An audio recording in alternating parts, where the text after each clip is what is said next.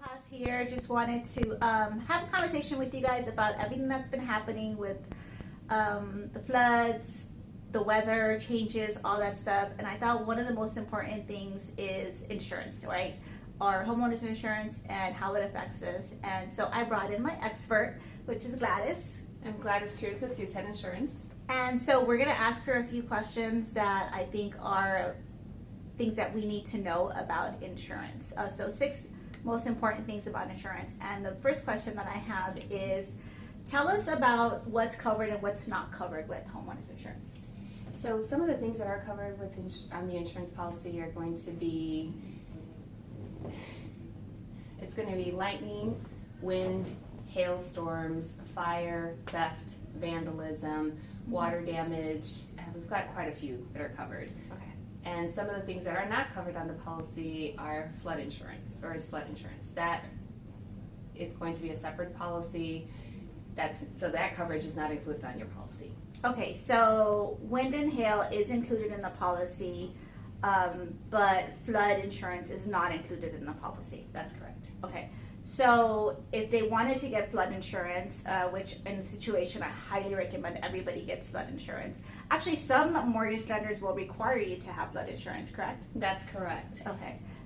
That they can talk with the insurance agent about, that same insurance agent about getting the flood policy? Yes, and I will say that with the flood insurance, unless the lender's requiring it at closing, there is a waiting period. So it can be anywhere from 15 to 30 days. So you purchase the policy today, July 16th, and something happens before then, before August 16th when it goes into effect, 30 days later, there would not be coverage. So my suggestion is the sooner the better. Don't wait until you know that there's a storm coming to get flood insurance, because it won't go into effect for a while. Okay, so 30 days after you say yes on the policy, Correct. Right?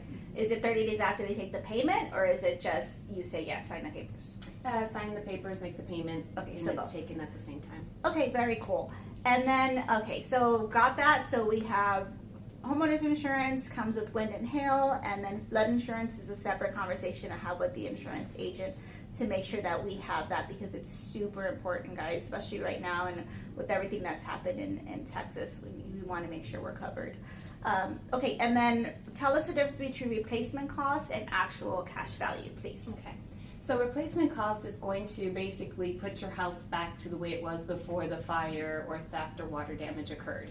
Actual cash value, sometimes said as depreciated value, is going to be, let's give you an example. If you purchased a TV 5 years ago and it was $300 to purchase then, now 5 years later it's only worth $50. That's all you're going to get is the $50. So we're not going to give you the same type of TV. So having replacement cost is the better way to go, and most lenders will require you to have a replacement cost policy.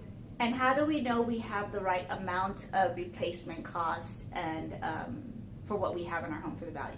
That's a good question. So we'll run what's called a replacement cost estimator, and based on the year of the home, the square footage, and the features inside the home, it'll tell us what it would cost to rebuild if it would have burned to the ground. And that's the minimum that we'll insure it for. And I will say that a lot of times that amount is different than what the sale price is or the appraised value, because we don't insure the land. Okay, so it's just on the property itself to replace the property. Okay, and then what if my property was built in 1940 or something like that, versus now? What would that look like? So we're going to replace the items that were in the home with like, kind, and quality. So if that particular flooring isn't made anymore, then we're going to replace it with one that's similar to what you had in the home. Okay, so closest thing possible to what I had at one point. Okay, awesome. So what about, I guess this is the third question or fourth question? Third?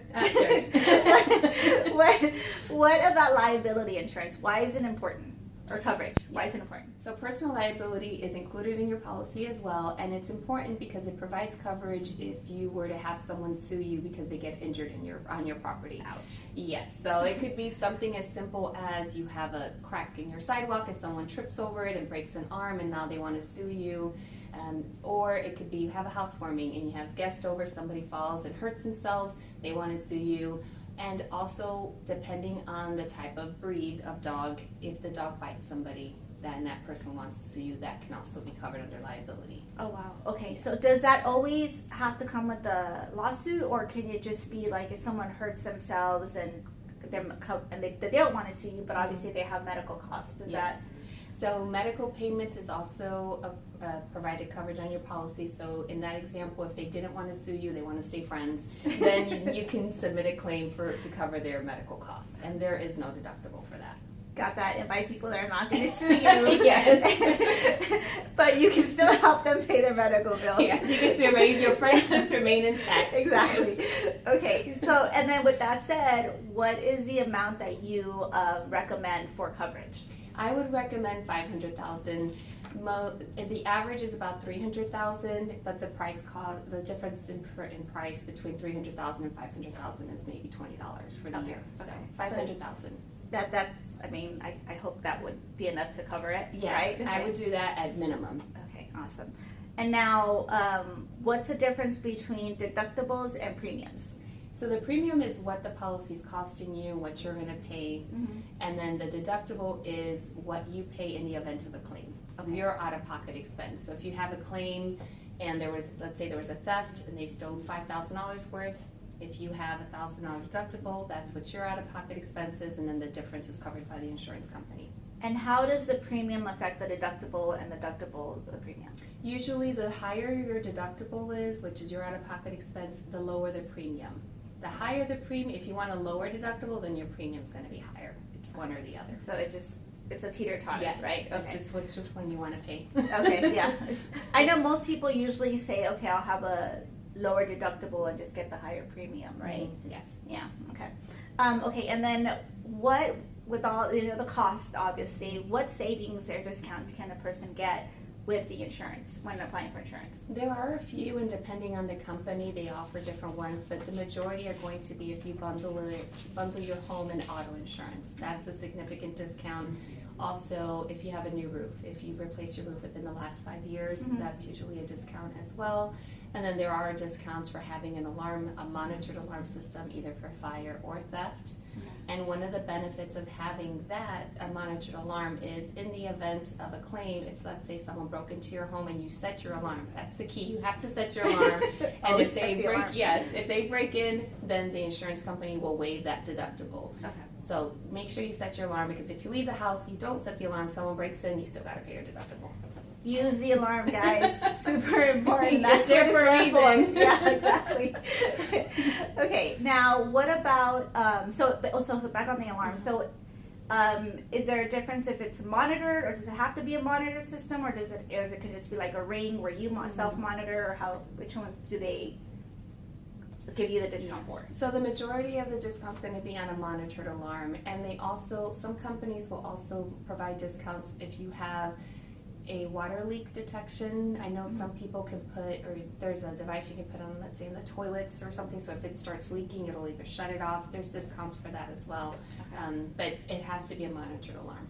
Now, another question on the alarms. I was told, and correct me if I'm wrong, but that now houses that are over $2 million have to have an alarm? That's correct. Most carriers will require you to have a monitored alarm system. Okay, perfect. And then with that said, let's say someone does break in the property, so now you're going to have to decide if you want to file a claim or not. So how would that affect your policy, filing a claim versus not filing the claim?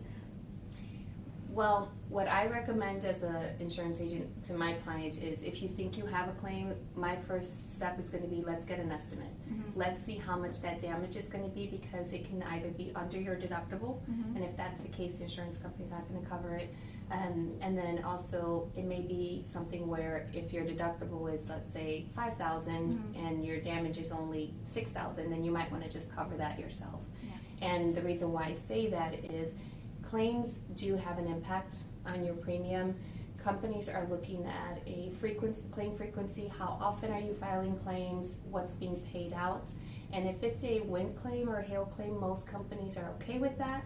If you have one of those, if you have multiple, or if you have water loss, then they'll either decline the policy or the rate is a little higher. So it definitely is worth thinking about before you file a claim. So, and this is what I've heard is called the clues report, right? Where there's a list of, it gives a history of kind of like a credit history would be for like the insurance company. Is that correct? Yes, so we have what's called the clue report, as you mentioned, and it'll show any claims that were filed at that property or any at the property you're purchasing or any property that you've owned in the last 5 years. It'll show any claims.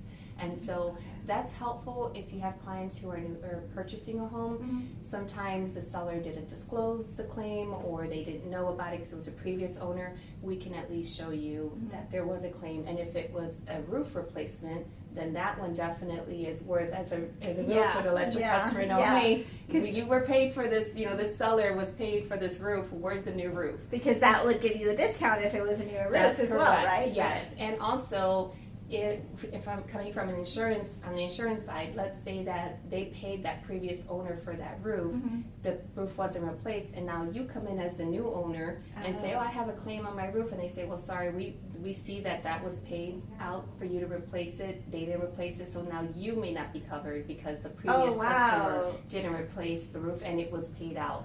So it's really important. Claims is pretty tricky. It's pretty important to make sure you see what's been done because it may affect the buyer in the future. So you want to make sure if you're buying a home, you get that clues report before you close on that home to make sure any history on that property, you know about it. Any history of claims on that property, you know about it. Yes. Okay, that's really good to know. Okay, well, I think we've covered the 6 questions that we had. So let's just do a quick rundown. We know we have flood, right? Hail and wind. Well, we have homeowners that covers hail and wind, and then flood. Let me see if I get these all right. The flood is separate. Flood is separate, yes. Always ask about flood insurance. And then we have the difference between premiums and deductibles, right? Actual cost versus replacement cost. And then discounts. Always want to ask about the discounts. And then how your policy is affected or future policies are affected by filing a claim. I know that I had a situation when we were talking about the claims that I had this situation in my California property where the wind with all the fires, it was close to Pasadena and the winds blow down the retaining wall. I called my insurance company and I talked to my insurance agent and she basically told me like, hey, okay, this is what your deductible is. You might want to find out what's going to cost you to build the wall instead of paying it with the insurance because if your premium might end up going up in the future and stuff like that, so it would affect my outcome later on. The wall was going to cost me $5,000. My deductible was $2,500. I decided, I'll just pay for it out of pocket myself because I didn't see the value in it in the future, right, for it to affect me and have to deal with the hassle of you filed this claim and this is why it went up and all that stuff. So there is a true benefit to getting a quote before you file a claim so you know what your actual costs are going to be and whether it's in your best interest to move forward on a claim. Because agreed 100%. If it would have been $20,000, I would have filed that claim like that. Exactly. I would have recommended that as well. But it wasn't. It was fine. I could deal with that. So anyways, hope we answered all of your insurance questions or at least gave you some valuable information. If you have any questions at all, my contact information and Gladys's contact information will be on the bottom description. Feel free to reach out to either one of us and have a great day and stay safe, guys. Thank you. Bye.